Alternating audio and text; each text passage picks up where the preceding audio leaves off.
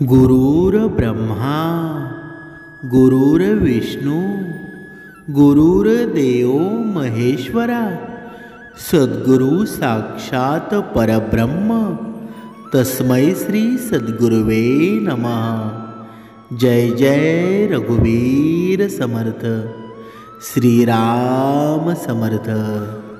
सद्गुरु चरणांना नतमस्तक होऊन आपण या निरूपणास सुरुवात करूया। मायबाप सज्जनांचं या सुंदर सकाळच्या मनमोहक वातावरणामध्ये स्वागत आहे। आज आपण जानकी नवमीच्या शुभमुहूर्तावर म्हणजे सीतानवमीच्या शुभमुहूर्तावर वाल्मिकी रामायण आणि रामचरित मानसामध्ये ज्या पद्धतीचा उल्लेख केला गेलेला आहे म्हणजेच पृथ्वीची कन्या देवी सीतेबद्दल अशाच काही गूढ गोष्टी जाणून घेणार आहोत। म्हणजे ही जानकी नवमी सीतानवमी आपल्या मनुष्याच्या आयुष्यामध्ये का महत्त्वाची आहे हे आपण जाणून घेणार आहोत। जर मनुष्याने जर विचार केला, जर या विश्वामध्ये स्त्री जर नसती, या दुर्गेचा अवतारच नसता, तर मनुष्याचा जन्म तरी झाला असता का? बघा, समर्थांनी सांगितलेलं आहे की मनुष्याचं मेन मूळ आहे ना ती स्त्री आहे। आणि या स्त्रीनं कसं वागावं आजचा या कलियुगाचा जर विचार केला तर बघा, स्त्री कुठेतरी तिचे संस्कार विसरलेली आहे। म्हणून सीतामातेला आपण आदर्श ठेवलं पाहिजे, कारण सीतामाता एक पत्नी म्हणून श्रेष्ठ होती, एक मुलगी म्हणून श्रेष्ठ होती, एक बहीण म्हणून श्रेष्ठ होती। ज्या त्या प्रकारचे ज्या त्या प्रकारचे तिथे कष्ट लागले, ज्या त्या प्रकारचे प्रसंग निर्माण झाले, तिथे त्या त्या नात्यांमध्ये सीतेनं आपली भूमिका व्यवस्थित निभावली। म्हणून आजचा जर कलियुगाचा जर विचार केला तर स्त्री आणि पुरुष यांचं बघा औचित्य साधून जर संसार सुखाचा करायचा असेल तर रामायण आपल्या जीवनामध्ये खूप महत्त्वाचं आहे। आणि या रामायणामधील आज आहे सीतानवमीचा। बघा, हा सीतानवमीचा दिवस आहे। ही सीतानवमी मनुष्याला काय सांगत असते ते आपण या निरूपणामध्ये पाहणार आहोत। आता आपण पाहूया नक्की सीता जन्माची कहाणी काय आहे। जनक राजाला एका ठिकाणी जमिनीचं खोदकाम करताना मातीच्या एका पसरट भांड्यामध्ये एक मुलगी सापडली आणि त्याने त्या मुलीला आपली मुलगी मानली। तेव्हापासून सीतेला जनक राजाची पुत्री असं म्हटलं जातं। बघा, त्या नावानं तिला ओळखलं गेलं। लहानपणी एके दिवशी सीतेनं खेळता खेळता शिवधनुष्य उचललं होतं आणि सीता ही दैवी कन्या आहे हे त्यावेळीच राजा जनकाला पहिल्यांदा समजलं। रावण, बाणासूर बघा, अशा शूर वीरांनी बघा शिवाचे धनुष्य हलवता सुद्धा आलं नव्हतं, पण तेच धनुष्य होतं ना ते सीता मातेनं त्यावेळी उचललेलं होतं। म्हणून राजा जनकाने बघा सीताचा विवाह बघा करायचं योजलं आणि ते करण्याचा निर्णय घेतला। पण त्याच्यामध्ये अट्ट अशी ठेवली की जो धनुष्य बघा तो शिवधनुष्य होतं ना ते पेळू शकेल त्यालाच बघा त्याच्यासोबत सीतेचा विवाह करायचा। बघा, अशी शर्त ठरली। आणि त्यावेळी बघा महारथी त्या राजसभेसाठी आले होते। बघा, त्या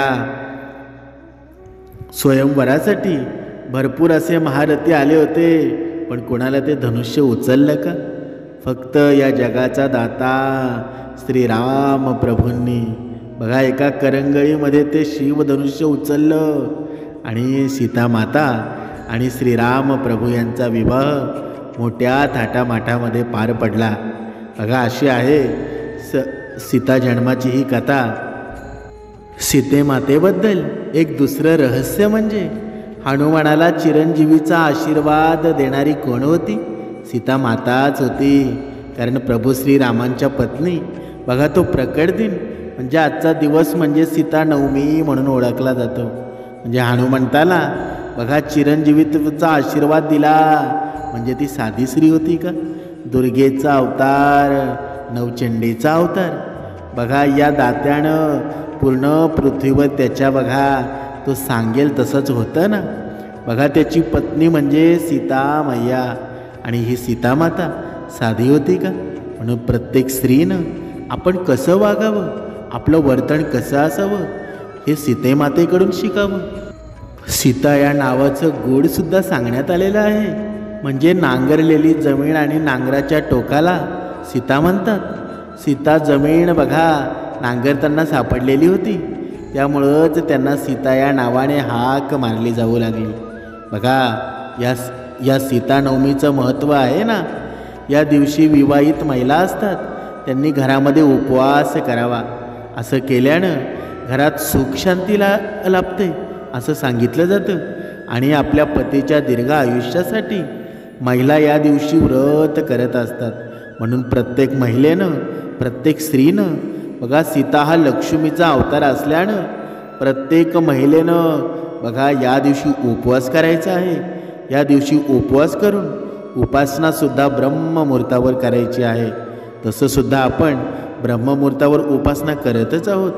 पण बघा अनेक तीर्थयात्रा आहेत ना, दानधर्म करण्याच्या समतुल्य आहे अशी एक धारणा आहे. म्हणून या दिवशी दानधर्मसुद्धा आपण करू शकतो. या दिवशी केलेला दानधर्म असतो ना, आपल्या संपत्तीमध्ये वाढ होत जाते बघा. म्हणून या दिवशी दानधर्म करणं खूप महत्त्वाचं आहे. म्हणजे या सीतानवमीचं महत्त्व नक्की काय? प्रत्येक स्त्रीनं बघा आजच्या या आयुष्यामध्ये आपण हे जीवन जगत आहोत. सुख दुःख आपल्या जीवनामध्ये येतच असतात. पण प्रत्येक स्त्रीनं वागावं कसं, हे संस्कार बघा, संस्कार कसे राहावेत हेच ही सीतानवमी प्रत्येक स्त्री पुरुषाला सांगत असते. ज्याप्रमाणे बघा श्रीराम बघा राजा होता, आणि श्रीराम राजा असताना एवढ्या मोठ्या बघा साम्राज्याची राणी सीता होती ना, तरीसुद्धा तिला वनवास पत्करावा लागला, वनवास स्वीकारावा लागला. म्हणजेच परमेश्वराचं लिखित असतं ते कधी चुकीचं ठरतं का? कधीच ठरत नाही. बघा एवढं साम्राज्य होतं तरीसुद्धा एखाद्या राज्याच्या राणीला बघा तो वनवास सहन करावा लागला.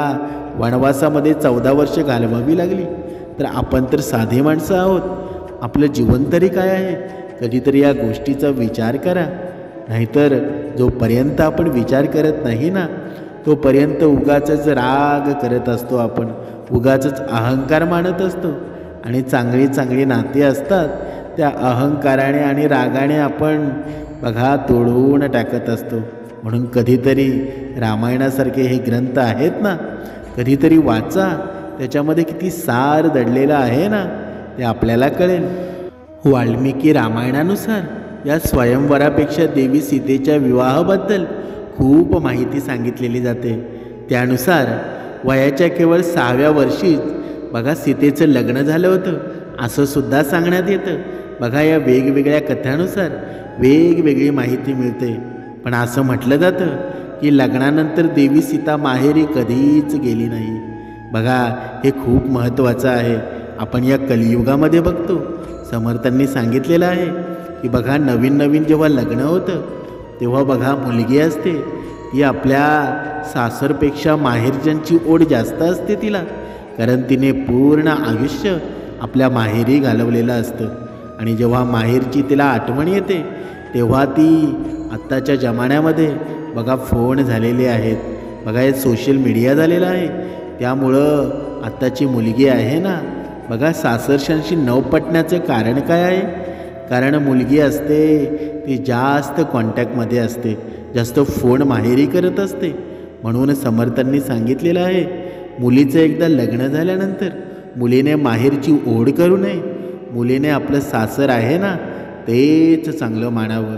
कारण जोपर्यंत मुलगी सासरीमध्ये सुखामध्ये राहत नाही तोपर्यंत माहेरची ओढ कमी होत नाही. म्हणून मुलीने एक गोष्ट लक्षात घ्यावी की आपण माहेरच्यांची सासरच्या सगळ्या गोष्टी सांगू नये, सासरची कमतरता कधीच माहेरी सांगू नये.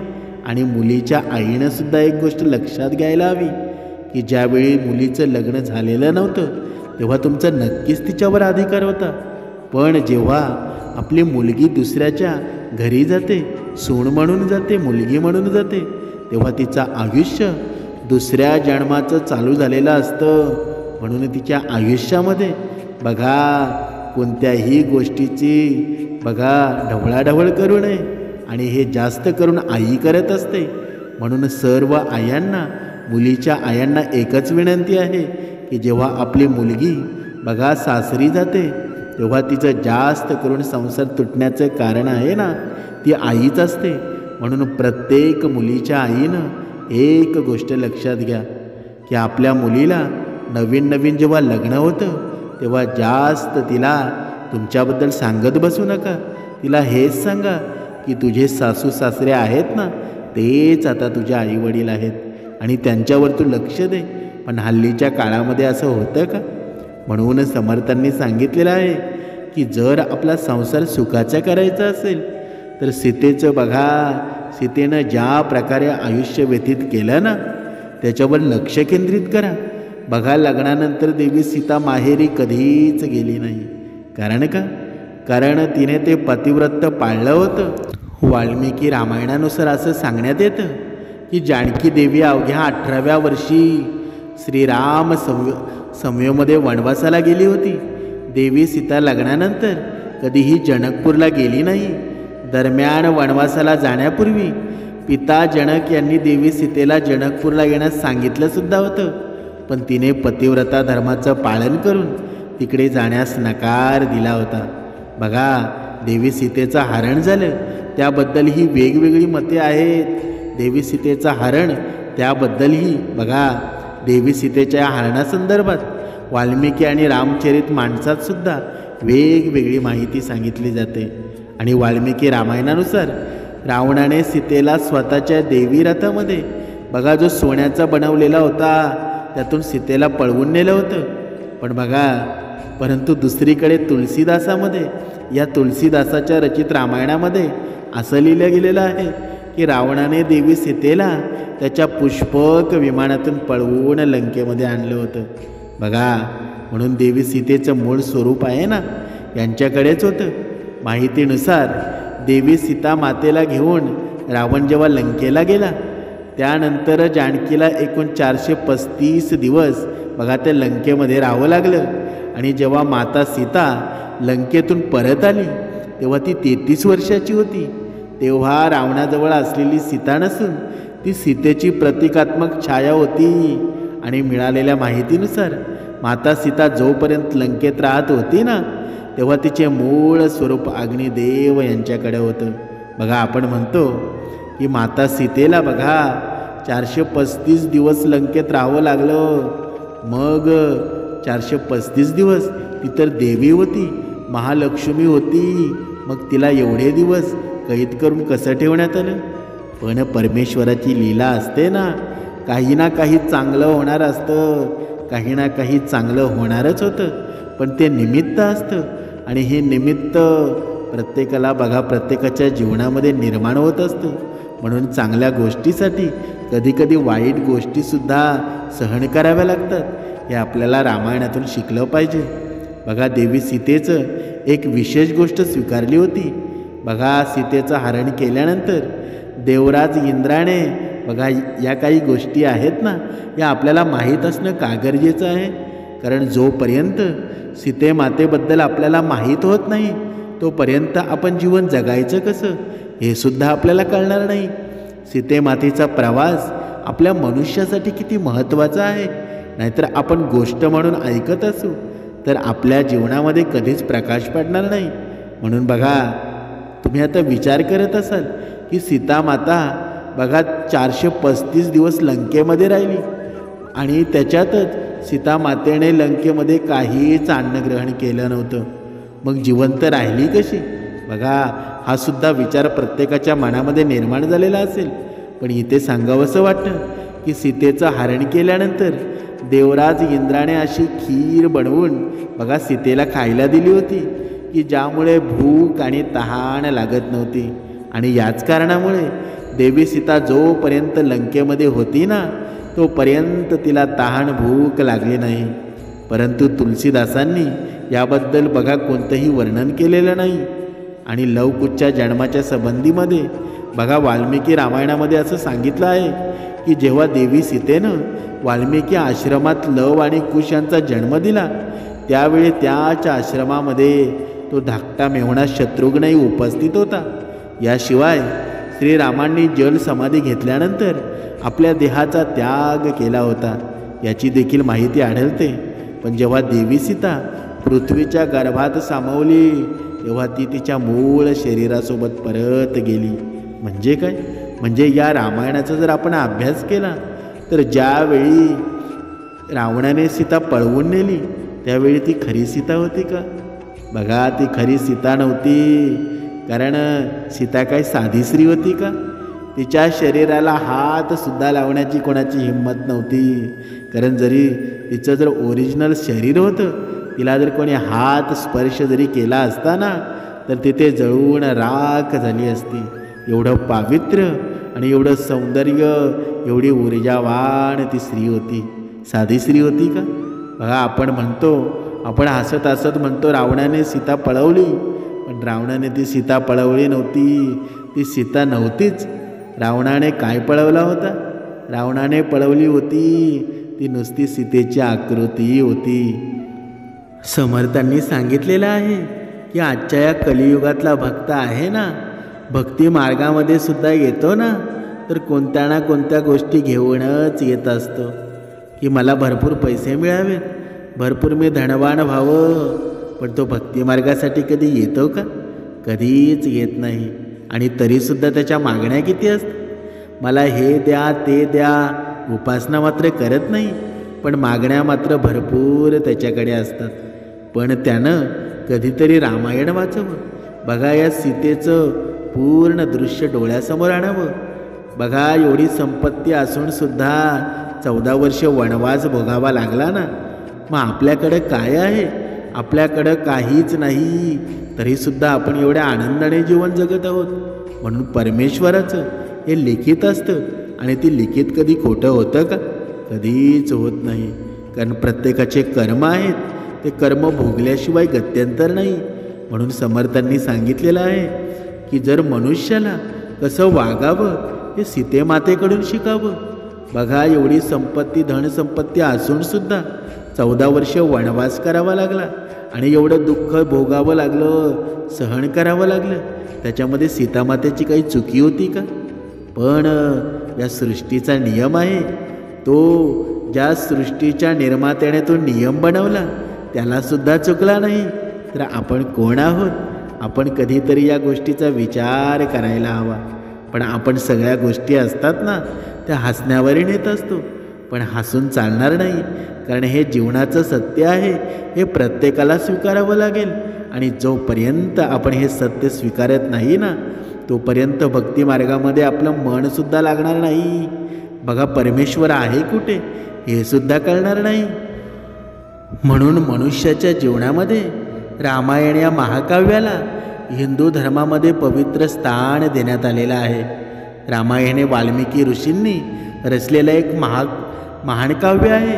आणि रामायणाची ही कथा आहे ना, ही प्रभू श्रीराम यांच्या पत्नी सीतेचं अपहरण आणि त्यानंतर रामाकडून रावणाचा वध कसा करण्यात आला यावर बघा, रामायणामध्ये श्रीराम, लक्ष्मण, सीता, हनुमान, सुग्रीव, अंगद, मेघनाद, विभीषण, कुंभकर्ण आणि रावण, बघा या पात्रांचा समावेश आहे. आणि या रामायणामध्ये एकूण 24,000 श्लोक असून ते 7 कांडामध्ये विभागलेले गेले आहेत. बघा, या गोष्टी आहेत ना, ही पूर्ण माहिती भक्ताला माहीत हवी. या माहिती पाहिजे. कारण का? कारण हे जीवन आहे ना, ही गोष्टनुसार गोष्ट ऐकून कळणार नाही. कारण हे सार आहे ना ते आपल्या जीवनामध्ये आपल्याला निर्माण करायचं आहे. आणि या रामायणाच्या या अध्यायांना कांड या नावानं ओळखलं जातं. आणि या 7 कांडांमध्ये रामाच्या जन्मापासून ते अवतार समाप्तीपर्यंतचे संपूर्ण जीवन सांगण्यात आलेलं आहे. आणि हे 7 कांडांमध्ये अशा पद्धतीने विभागले गेलेलं आहे ना. आणि या 7 कांडांमध्ये बालकांड, अयोध्याकांड, अरण्यकांड, किष्किंधाकांड, सुंदरकांड, युद्धकांड, उत्तरकांड यांचा समावेश आहे. बघा, आता आपण अगोदर पाहूया बालकांड. या बालकांडामध्ये काय माहिती सांगितलेली आहे? बघा, रामायणातील पहिलं कांड आहे हे बालकांड. यात रामाचा जन्म, रामाचे बालपण, या राम वनवासामध्ये जाण्यापूर्वीचे अयोध्येतील दिवस यांच्या कथाभाग देण्यात आलेला आहे आणि अयोध्या हे रामाचं जन्मस्थान मानलं जातं. म्हणजे या बालकांडामध्ये बघा रामाचा पूर्ण जन्म कसा झाला, रामाच्या जन्मावेळी रामाने कोणकोणते कार्य केले याची पूर्ण माहिती या बालकांडामध्ये देण्यात आलेली आहे. पुढचा कांड आहे अयोध्याकांड. या रामायणातील दुसरं कांड म्हणजे हे अयोध्याकांड आहे. यात श्रीरामाच्या वनवासापासून ते श्रीराम भरतच्या भेटीपर्यंतचे घटनाक्रम देण्यात आलेले आहेत. कैकेयी श्रीरामांना वनवासात धाडते तर दशरथाचा पुत्र शोकाने मृत्यू होतो. याच्या घटनाक्रमांमध्ये बघा यामध्ये समावेश आहे. आता तिसरं पाहूया अरण्यकांड. बघा आपण थोडक्यात माहिती पाहणार आहोत, कारण हे आपण पूर्ण विस्तृत पाहायला गेलं तर बघा 2 तास जातील. त्याच्यामुळं थोडक्यामध्ये आपण ही माहिती पाहणार आहोत. बघा अरण्यकांड या रामायणातील तिसरं कांड या अरण्यकांड आहे आणि यात वनवासातील रामाचं जीवन आहे ना, सीतेचं अपहरण आहे. बघा याचा पूर्ण कथाभाग आहे ना यामध्ये देण्यात आलेला आहे. बघा सीतेचं अपहरण कशा पद्धतीनं केलं, बघा सीता रावणाने बघा लंकेला पळवून नेली, पूर्ण त्याचं वर्णन त्याच्यामध्ये आलेलं आहे. पुढचा कांड आहे किष्किंधाकांड. बघा रामायणातील हे 4थे कांड आहे. किष्किंधाकांड बघा त्याला संबोधलं जातं. रावणाने सीतेचं अपहरण केल्यानंतर श्रीराम सीतेच्या शोधामध्ये राम किष्किंधेच्या वानर साम्राज्यामध्ये दाखल होतात आणि या वानर साम्राज्यामध्ये बघा श्रीरामांना सुग्रीव, हनुमंतराय आदी कपिवीर भेटतात आणि वानर सैन्यामध्ये सीतेश शोधण्यासाठी प्रारंभ करतात. बघा ज्यावेळी वनवासामध्ये ज्यावेळी राम सीता बघा जातात त्यावेळी सीतेचं अपहरण होतं आणि अपहरण झाल्यानंतर जेव्हा श्रीराम प्रभूंना बघा प्रसंग येतो आणि त्या प्रसंगामध्ये बघा तो वन फिरत असताना, त्या वनवासात जात असताना बघा हनुमंतरायांसारखा भक्त मिळतो, सुग्रीवासारखा बघा असे वेगवेगळे महारथी भेटतात. बघा पुढे आपण पाहूया सुंदरकांड. या रामायणातील 5वे कांड बघा समजलं जातं ते म्हणजे सुंदरकांड आणि या भागामध्ये हनुमानाचे रामायणातील योगदान विस्ताराचं वर्णन करण्यात आलेलं आहे. जेव्हा वानरसेना सीतेस शोधण्यास प्रारंभ करते तेव्हा हनुमान समुद्र लाथून लंकेत प्रवेश करतो आणि त्यानंतर लंकादहन घडवतात अशी भरपूर माहिती आलेली आहे. बघा तसेच रावणाच्या राज्यातील अशोकवन येथे सीता असल्याचा निरोप रामास कळवतात आणि त्यांच्या सर्व माहितीचे सुंदरकांडामध्ये वर्णन करण्यात आलेले आहे. हनुमानाने आणखी एक नाव म्हणजे सुंदर. बघा या नावावरून या सुंदरकांड असं सुद्धा म्हटलं जातं. आता पुढे पाहूया युद्धकांड. रामायणातील 6वं कांड म्हणजे युद्धकांड. या भागामध्ये श्रीराम आणि रावण यांच्यामधील युद्ध, रावण वध, त्यानंतर रामाचे सहपरिवार, अयोध्येमध्ये पुनरागमन आणि श्रीरामाचा पट्टाभिषेक यांचं वर्णन केलेलं आहे.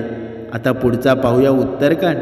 या उत्तरकांडामध्ये रामायणातील 7वे कांड म्हणून ओळखलं जातं आणि या भागामध्ये रामाने सीतेचा लोकनिंदेमुळे केलेला त्याग आणि लवकुश यांचा जन्म, रामावताराची समाप्ती बघा याबद्दलच्या पूर्ण माहिती या कांडामध्ये सांगितलेल्या गेलेल्या आहेत. समर्थांनी सांगितलेलं आहे, जर आपण या पूर्ण रामायणाचा जर अभ्यास केला, जर आपण या रामायणाचा जर विचार केला तर या रामायणाचं गूढ श्रेष्ठ म्हणजे एकच की जर प्रत्येक मनुष्यानं जर नीतिधर्माचं पालन केलं तर मनुष्याचं जीवन एवढं सुंदर आहे ना, श्रेष्ठच होऊन जातं. ज्या प्रकारे बघा रामासारखा पिता, रामासारखा बघा मुलगा या पूर्ण विश्वामध्ये कोणी झाला का? कुणीच नाही. बघा सीतेसारखी पत्नी, बघा सीतेसारखी मुलगी कुणी झाली का? कुणीच नाही. एवढं दुःख सहन करावं लागलं, एवढं संकट निर्माण झाली, तरी त्यांनी आपला भक्तिमार्ग सोडला का? कधीच सोडला नाही. म्हणून मनुष्याने एक गोष्ट लक्षात घ्यावी. बघा घ्यावा श्रीरामाचा ध्यास, व्हावे चरणाशी दास, जरी अर्पावे हे प्राण, प्रभू आज्ञा हे प्रमाण. समर्थांनी काय सांगितलेलं आहे की जर तुम्हाला ध्यास घ्यायचा असेल ना तर श्रीरामांचा घ्या, त्यांच्या चरणाचे दास व्हा. पण मनुष्य तसा करतो का? मनुष्य ध्यास घेतो ना, पैशाचा ध्यास घेतो. माझ्याकडे पैसा नाही, माझ्याकडे धन नाही. पण ज्यावेळी मनुष्याला समजेल ना की खरा ध्यास कोणता घ्यावा, तेव्हाच या मनाला समाधान निर्माण होईल. तेव्हा मनुष्याचं जीवन आहे ते एवढं सुंदर होऊन जाईल ना. या जगामध्ये, या विश्वामध्ये सुख आहे ना, का कोणता आहे ते त्याला समजू लागेल. आणि जर तुझे प्राण अर्पायचे असतील ना तर प्रभू आज्ञेनं अर्पावं. पण आपण प्रभूची आज्ञा कधी घेतो का? कधीच घेत नाही. म्हणून समर्थांनी सांगितलेलं आहे, जरी आपण घरातून बाहेर निघतो, कुठे कामावर जायला निघतो, तेव्हा परमेश्वराला म्हणावं, परमेश्वरा तुम्ही माझ्यासोबत चला आणि मला सोबत घेऊन या. म्हणजेच काय, असं मागणं का मागावं?